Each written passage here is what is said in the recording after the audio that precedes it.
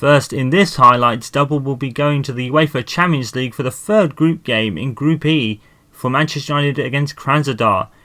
After a shaky start of 1 loss and 1 draw, Gregg Popovich vitally needs a win in this one.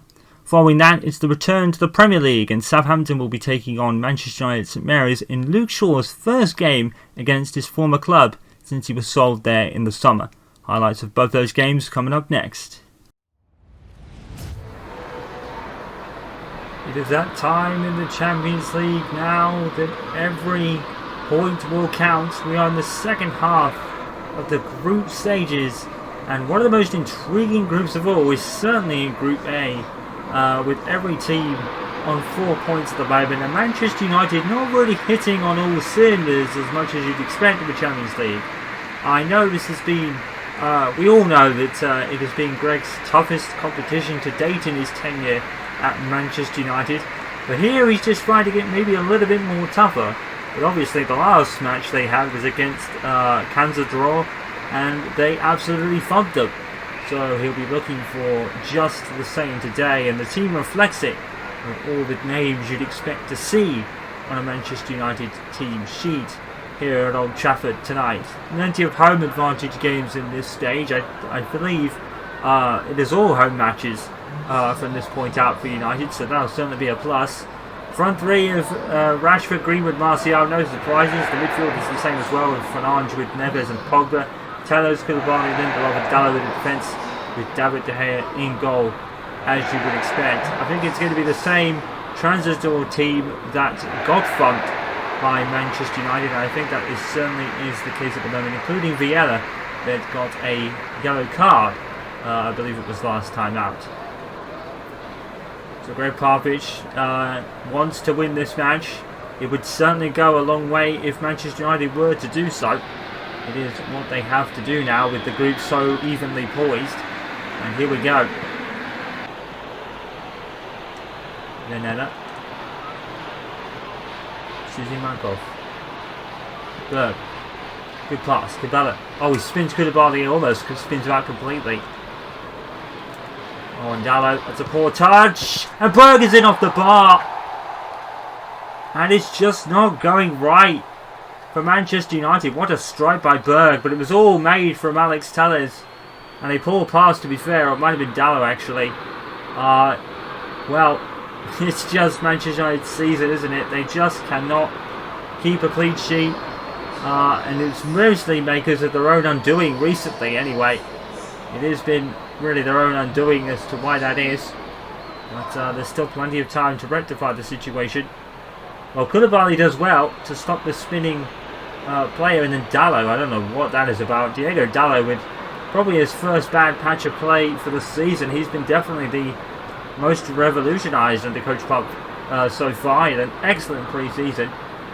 Unfortunately, I think he has to take all the credit for the goal, or at least the conceding of the ball that led to it. Berg is a great strike, to be fair. Again, David De Gea just cannot reach it. And I don't think it's a question of, is David De Gea past his best? I don't think he is. I think it's just fantastic goals that are being scored. You have to do that against a world-class keeper like David De Gea. So, in all fairness, the opponents are actually doing their job for the most part. But United already down by 1-0 in a group that they were expected to dominate. Popovich just isn't. Covered again by Pogba. Mason is trying to appeal to the referee. It's not working. Martial has found Mason Greenwood, and it's inevitable. It's Mason Greenwood again. This kid is a world-class talent. He scores again. There is no stopping Mason Greenwood this season. By far United's best striker up front. Martial with a threaded pass. That was a beauty, and that needed a goal, and Mason Greenwood is the man to provide it. Look at this pass. He looks up and threads the needle, and Greenwood, ice cold, no fear, and he does it again. Mason Greenwood. It's 1-0, and it could be the start of another high scoring game.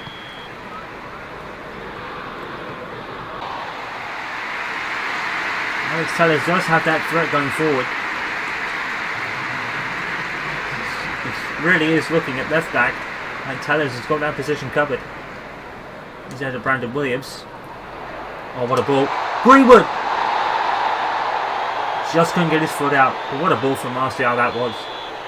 Well, the draw's not the end of the world for Manchester United, but the conceding of the goal really does fall to Diego Dallo, unfortunately, in the stellar season he's had. Manchester United definitely aren't out of winning this yet, but it's a draw probably that they not needed. But again, once again, Manchester United are struggling without the ball. It's a 1-0 with the break.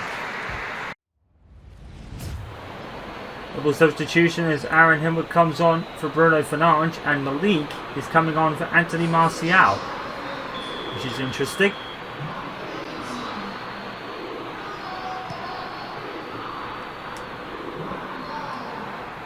Varney heads forward.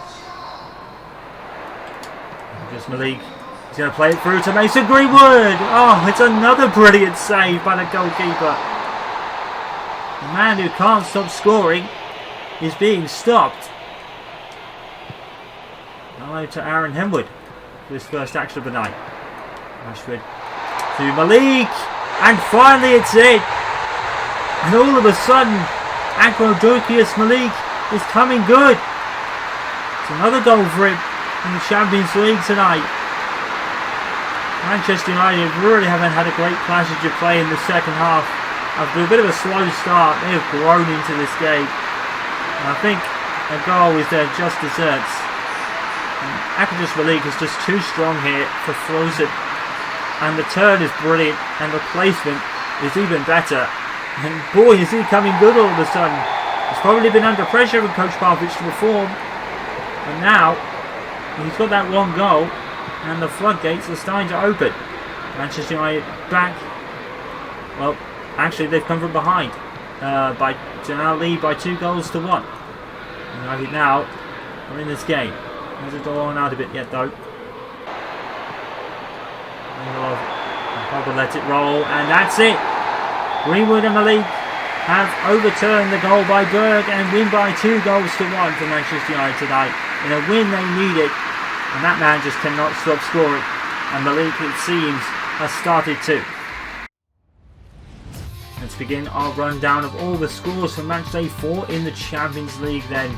Paris Saint-Germain and Real Madrid both grabbing victories in Group A to assert their authority on the group after a very shocking couple of results last time out, I believe it was. Bayern Munich and Olympiacos could only manage a 1-0 draw in their game. The young boys lost to Chelsea by 1-0. City finally getting some headway in this Champions League by beating Dynamo Zagreb by 1-0. Atlanta finally lose against Shakhtar Donetsk by 2-0. Juventus and Bayer Leverkusen only managing a 1-0 draw, which is surprising to Juventus. Lokomotiv Moscow losing 2-0 to Atletico Madrid. Genk have lost to Napoli by 0-0 in the other match in Group B, meaning Manchester United and Napoli probably top the group at this point. Barcelona and winning by 3-1 against Inter Milan, as Antonio Conte's Inter team with massive improvements just aren't doing the job in the Champions League at the moment. Ferrara losing 1-0 to Porto. Zenit and Lyon playing to a 1-0 draw. Dynamo Kiev losing to Benfica by 2 goals to Liverpool, beating Valencia by 3-1. And finally, Lille and Ajax ended in a 2-2 draw. What that means for the groups with 2 games left to play: Paris Saint-Germain, Real Madrid, both on 9 points. And it seems that Paris Saint-Germain having a goal difference. I have it on some stat, I'm not really sure what that means. But both on 9 points. But Club Brugge are still in with a shout. Galatasaray's journey looks to be over. In Group B, Bayern Munich and Chelsea leading the way, and I think it's going to stay that way with 6 points left to gain, and Olympiacos only on 2. I think for Olympiacos and Young Boys, the Champions League journey is over. For Group C, Atlanta and Manchester City are in 1-2. Shakhtar Donetsk still have a shot. It seems like it may be over for Dynamo Zagreb. In Group D, it's Atletico Madrid on 8 points, followed by Bayer Leverkusen. Juventus have a real struggle now to get into the last 16, or I think it's the last 16. And they are really struggling, despite the likes of Ronaldo and such. They are struggling to even make the last 16 of the Champions League right now. They need to win both of their next 2 games. For Olympic of Moscow, the dream isn't over, but it's very unlikely. Napoli and Manchester United leading the way in Group E, but it's so tightly poised that Genk and Krasnodar can come out at any moment and grab the second place. Barcelona, almost impeccable. Actually, they are impeccable in Group F. They have won all their games so far. Porto on 9, Inter Milan, and as we said, they are struggling. And there's another big scalp that could go out before the last 16. Group G, it's Benfica and Dynamo Kiev in the way, but Lyon and Zenit are still in with an outside shot. It's so finely poised in Group G as well. And then finally, in Group H, it's Liverpool, who are 4 out of 4, with Lille, Valencia and Ajax still in a fight over second. Good afternoon and welcome to St Mary's this afternoon. Southampton has been a bit of a bogey club for Manchester United in past seasons. And in a season where Gregg Popovich is not setting the league alight at the moment, and with Tottenham Hotspur coming up really soon, I think it's this and Brighton, and then it is a vital clash between them and Spurs. They need to get 2 wins on the board in these next 2 matches.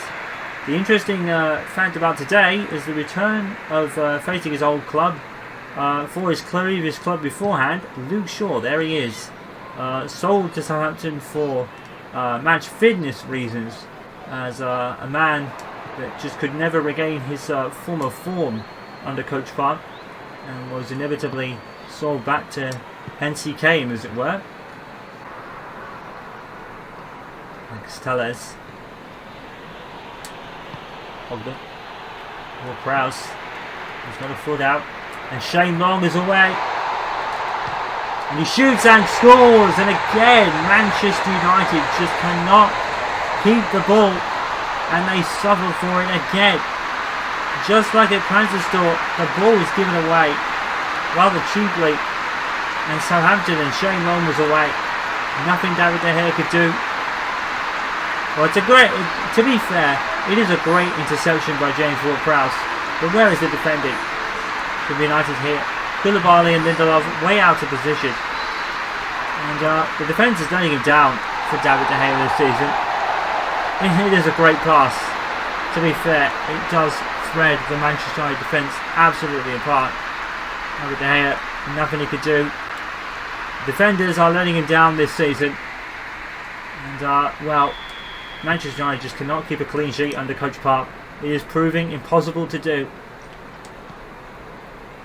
And, well, whether this is Coach Park's last season or not, the defence needs more because it's not working right now.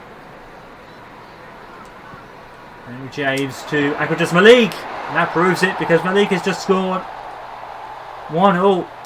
Manchester United can sure score goals. There is no doubt about that.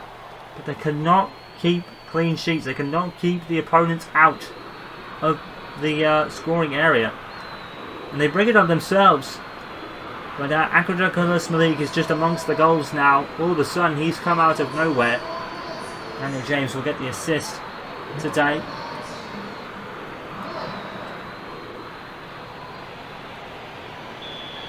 And immediately as Southampton scored, Manchester United respond in a Manchester United way by scoring a goal, and now we're back to 1-0. But United need to do better at keeping the ball, and they definitely need to play better defensively. There's Nathan Redmond. Going to go past both his defenders and head it in. And David De Gea does see that developing. He throws out, but it is the end of the game, or the end of the first half rather. Shane Long immediately having his goal cancelled out by Malik. It's sailed down since then. Manchester United starting to get into the game just like they did against Krasnodar. They're having a better one on the ball, but their one lapse in defence back there did cost them the goal there, and that's why the score is 1 apiece going into the break.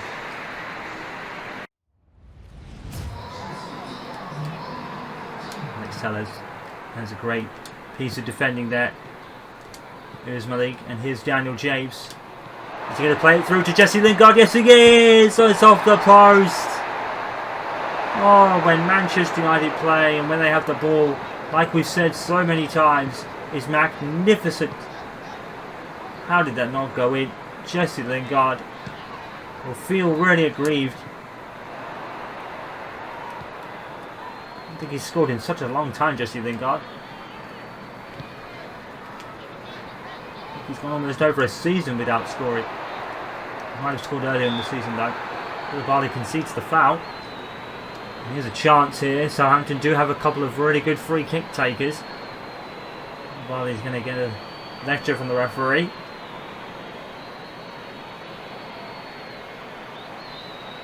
I think Shane Long is one of those people. I think the initial infringement is what Koulibaly is getting punished for, rather than the one after. There's Ward-Prowse, Shane Long, just to name two. Dimpencho has come on for Nathan Redmond. Oh, it's a beauty from James Ward-Prowse. It puts Southampton back in front. And Popovich could just not do anything about free kicks this season. Defending them has been the Achilles heel with this team. Oh, James Ward-Prowse, it's a beauty to be fair. Ali De Gea, nowhere near it. Oh, it's a wonderful hit to be fair for James Ward-Prowse. Again, another great goal scored by the opponents. And Gregg Popovich is just not having his way at Manchester United this season. They are really struggling at the moment. Bissaka, they do have good spells, but it fizzles out really. It doesn't really fizzle out, but it doesn't amount to much for the moment.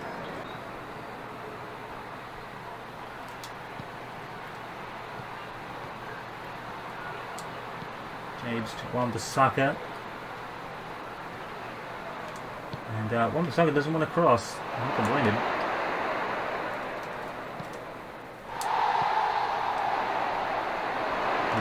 Daniel James is making a run! Oh, what a wonderful goal! Daniel James has scored. And that's his second goal of the season, I believe. Wonderfully played here by Malik. Didn't want to turn and shoot. James just kept moving and he was way onside because there were so many Southampton defenders behind the ball. And he's brought it back level.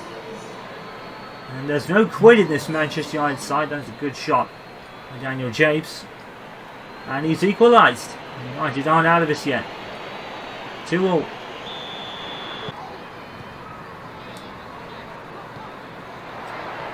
Walker-Peters has come by. Into the box he goes. There's no one there for United. Shane Long. And De Gea has saved it. And that is the end of the game. And Manchester United, through Daniel James, have saved a point. But again, defensively, they're not good enough. That's to round up all the scores for match day 10 then.